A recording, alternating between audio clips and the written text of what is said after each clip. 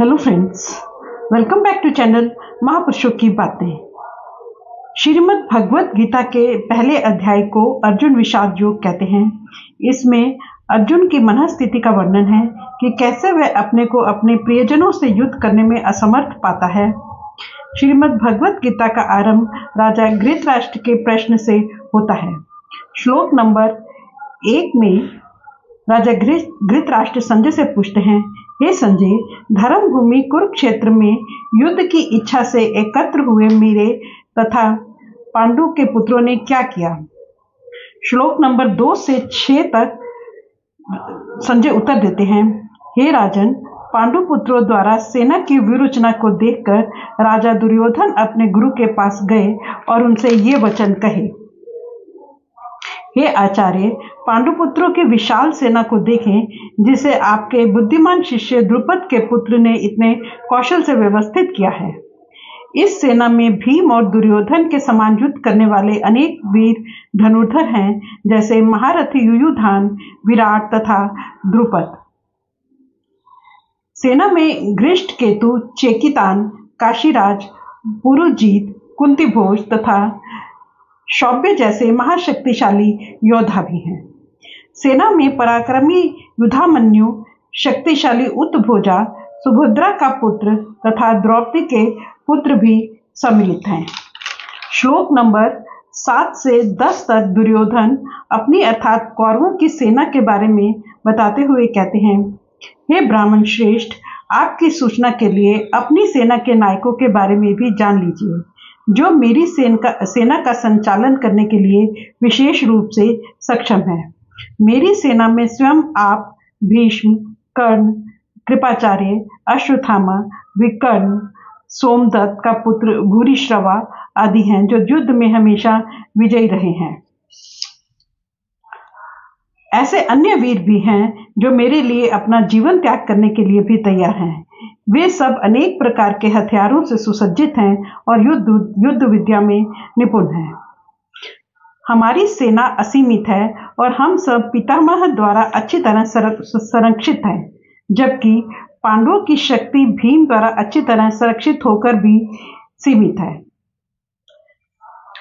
श्लोक नंबर 11 में दुर्योधन अपनी सेना को संबोधित करते हुए कहते हैं कि अपने अपने मोर्चों पर खड़े होकर आप सभी भीष्म पितामह को पूरी सहायता दी। श्लोक नंबर 12 से 20 तक उल्लेख है कि कुरुवंश के प्रतापी एवं वृद्ध पितामह ने सिंह की सी ध्वनि करने वाले अपने शंख को उच्च स्वर में बजाया तथा दुर्योधन का हर्ष बढ़ाया। पितामह के शंख बजाने के पश्चात कई शंख, नगाड़े, बिगुल, तुरही सहसा एक साथ बज उठे, जिससे एक शोर जैसा वातावरण हो गया। सफेद घोड़ों द्वारा खींचे जाने वाले विशाल रथ पर आसीन कृष्ण तथा अर्जुन ने अपने अपने दिव्य शंख बजाए। श्री कृष्ण ने अपना पांचजन्य शंख बजाया, अर्जुन ने देवदत्त शंख तथा अति भोजी एवं अति मानवीय कार्य करने वाले भीम ने पौंड्र नामक शंख बजाए। कुंती पुत्र राजा युधिष्ठिर ने अपना अनंत विजय नामक शंख बजाया तथा नुकुल और सहदेव ने सुघोष एवं परिपुष्पक शंख बजाए।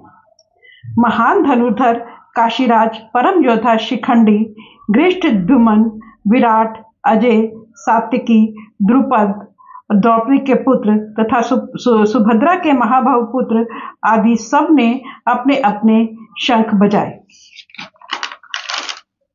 विभिन्न शंखों की ध्वनि ने आकाश और पृथ्वी को गुंजायमान करते हुए घृतराष्ट्र के पुत्रों के हृदय में शोक उत्पन्न कर दिया। हनुमान से अंकित ध्वजा लगे रथ पर आसीन पांडु पुत्र अर्जुन अपना धनुष बाण उठाकर तीर चलाने के लिए तैयार हुआ। श्लोक नंबर 21 से 23 तक अर्जुन ने श्री कृष्ण से कहा कि हे अच्युत, कृपा करके मेरा रथ दोनों सेनाओं के बीच में ले चले, जिससे कि मैं यहाँ उपस्थित युद्ध की अभिलाषा रखने वालों को तथा शस्त्रों को देख सकूं जिनसे मुझे संघर्ष करना है। मुझे उन लोगों को देखने दीजिए जो जो यहाँ पर धृतराष्ट्र के दुर्बुद्धि पुत्र को प्रसन्न करने की इच्छा से लड़ने के लिए आए हैं।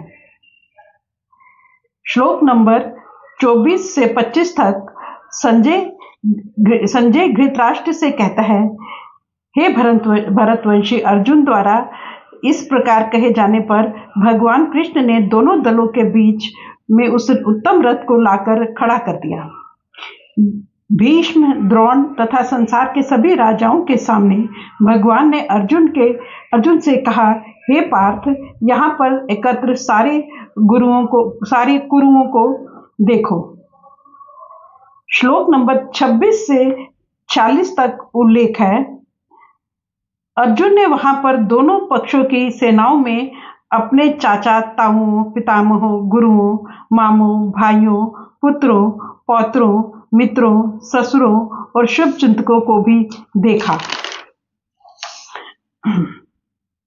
जब कुंती पुत्र अर्जुन ने मित्रों तथा संबंधियों को देखा तो वह दयावश व्याकुल हो गया और बोला, हे कृष्ण, इस प्रकार युद्ध की इच्छा रखने वाले अपने मित्रों और संबंधियों को देखकर मेरे शरीर के अंग कांप रहे हैं और मेरा मुंह सूखा जा रहा है। मेरा सारा शरीर कांप रहा है, मेरे रोंगटे खड़े हो रहे हैं, मेरा गांडीव मेरे हाथ से छूट रहा है और मेरी त्वचा जल रही है।